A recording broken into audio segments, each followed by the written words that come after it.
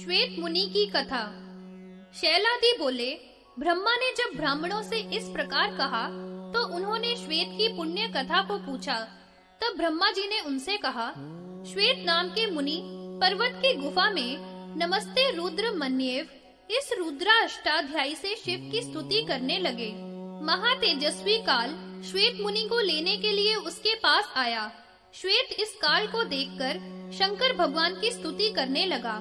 त्र्यंबक, सुगंधि, पुष्टिवर्धन इत्यादि नामों से शिव को पुकार कर कहने लगे कि मृत्यु मेरा क्या कर सकता है, मैं मृत्यु का भी मृत्यु हूँ। यह देखकर काल बोला, हे श्वेत आ, इस पूजा से कुछ फल नहीं होगा।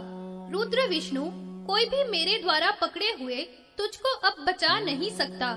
जिसको लेने के लिए मैं उठ खड़ा हुआ उसको क्षण मात्र में यमलोक को पहुंचा देता हूँ। अब तू आयु रहित है और मैं तुझे लेने को आया हूँ, तैयार खड़ा हूँ। उसके इस प्रकार भयंकर वचन सुनकर हा रुद्र इस प्रकार कह के मुनि विलाप करने लगा।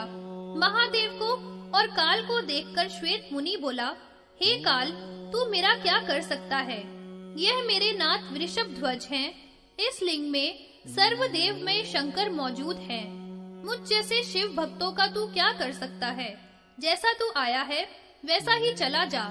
तीक्ष्ण दाढ़ वाले भयंकर काल ने श्वेत मुनि के ऐसे वचन सुनकर पाश हाथ में लेकर सिंह की तरह गर्जना करके मुनि को पाश में बांध लिया और बोला, हे श्वेत, तुझे यमलोक को ले जाने के लिए मैंने पाश में बांध लिया। तेरे देव रुद्र ने क्या किया? तेरी भक्ति और पूजा ने क्या फल दिया?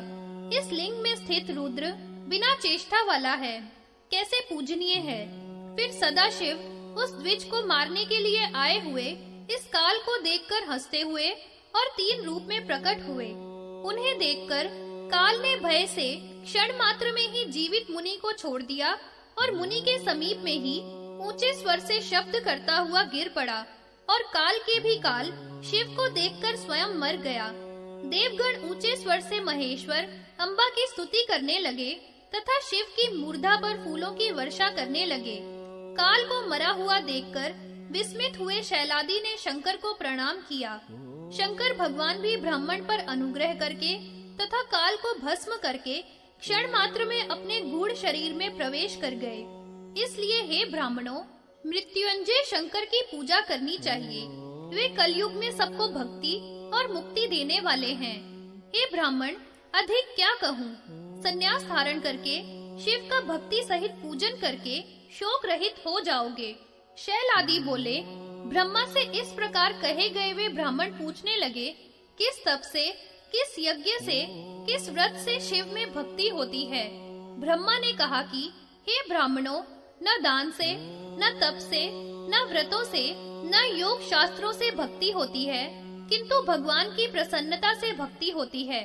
यह सुनकर मुनि लोग बड़े प्रसन्न हुए तथा स्त्री पुत्रों सहित ब्रह्मा को प्रणाम किया। इस प्रकार पशुपति की भक्ति धर्म, अर्थ, काम के देने वाली है, विजय देने वाली, मृत्यु से जय प्रदान करने वाली है। पहले दधीचि शिव भक्ति से देवताओं के साथ हरि को जीतकर क्षुप को पैर से मारता हुआ और वज्र के लिए अस्थि को प्राप्त किया। अतः गत आयु श्वेत मुनि ने भी महादेव की कृपा से मृत्यु को जीत लिया था।